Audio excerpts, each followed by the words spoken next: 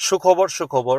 মালয়েশিয়ার কলিং ভিসার জন্য অত্যন্ত সুখবর। তার কারণ বাংলাদেশ থেকে মোটামুটি আপনার 25টা রিক্রুটিং এজেন্সি আপনার এই কলিং ভিসা নিয়ে কাজ করবে। এটা আশা করি আলহামদুলিল্লাহ আমাদের জন্য মানে অত্যন্ত একটা সুখবর। তার কারণ আমরা মধ্যবিত্ত, আমরা সবাই ইউরোপ যেতে পারি না।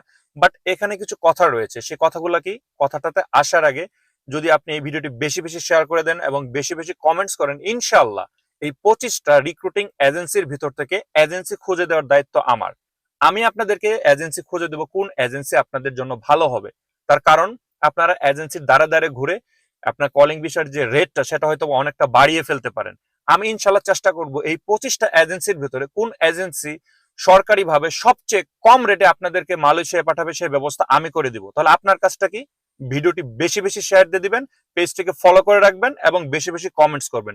যদি আপনাদের কমেন্টস এবং শেয়ার অত্যন্ত পরিমাণের বেশি হয়, ইনশাল্লাহ আমি আপনাদের হয়ে এই কাজটি করে দিব। আমি আপনাদেরকে কথা দিলাম।